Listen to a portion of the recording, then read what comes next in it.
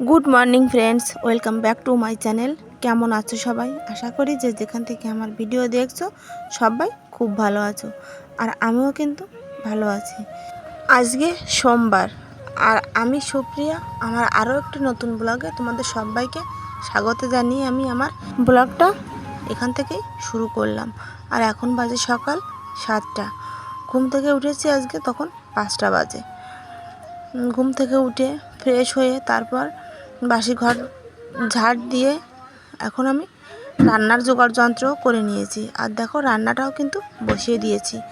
থানকুনি শাক তোমরা দেখতে পেলে ভালো করে ধুয়ে পরিষ্কার করে তারপর জলটা ঝরানোর জন্য রেখে দিয়েছি। থানকুনি শাক দিয়ে করব জাপানি পুঁটি মাছ দিয়ে একটা মাছের ঝোল, আর করব বেগুন ভাজি। আর এই শাকটা না দিদি এনেছিল, আর এই শাকটা কিন্তু ভীষণ উপকারী একটা শাক। বাটা বলো, বড়া বলো, আর তরকারি বলো, তুমি যেভাবেই করে খাও না কেন শাকটা কিন্তু ভীষণ উপকারী।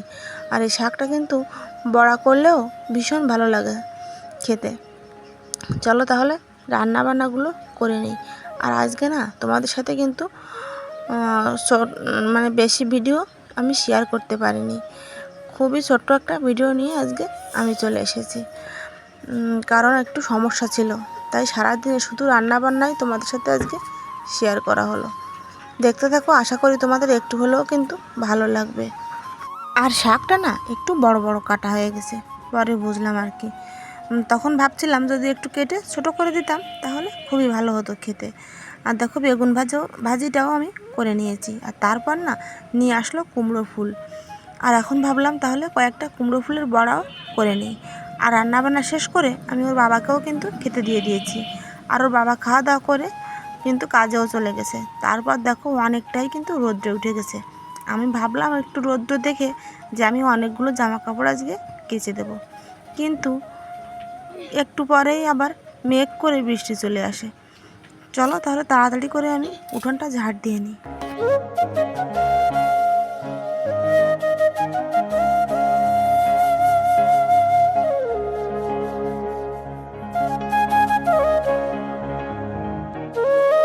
আর তারপর উঠোনটা ঝাড় দিয়ে আমি চলে আসলাম গ্যাসের চুলোটা মুছে নিতে, কারণ তখন খুবই গরম ছিল, তাই আমি রান্নার পরে চুলোটা আর মুছতে পারিনি।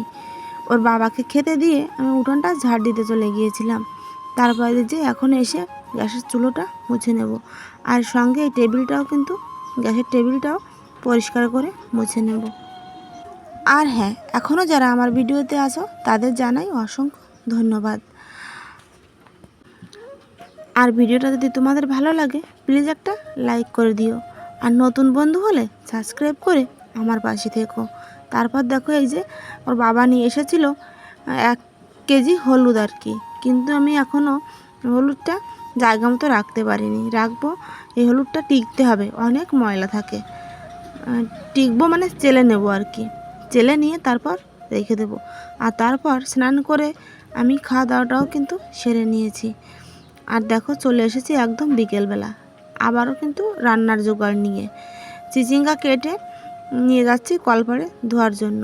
কলপাড় থেকে ধুয়ে এনে তারপর আমি রান্না বসাবো। আর আজকে রান্না করব কচুরমুখী দিয়ে জাপানি পুঁটি মাছ দিয়ে একটা তরকারি, আর চিচিঙ্গা ভাজি, আর দুধ তো থাকে সব সময়।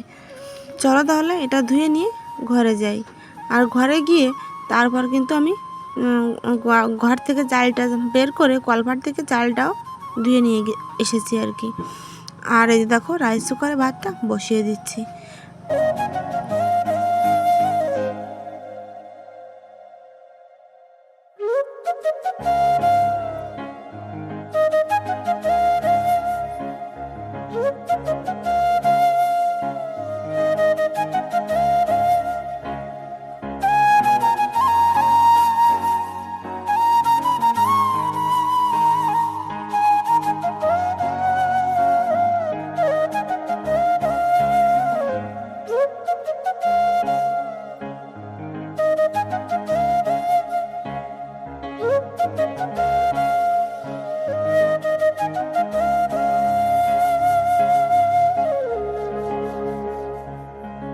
আর তারপর দেখো ভাতটা বসিয়ে দিয়ে আমি এখন কচুরমুখীগুলোও কিন্তু বেছে নিচ্ছি।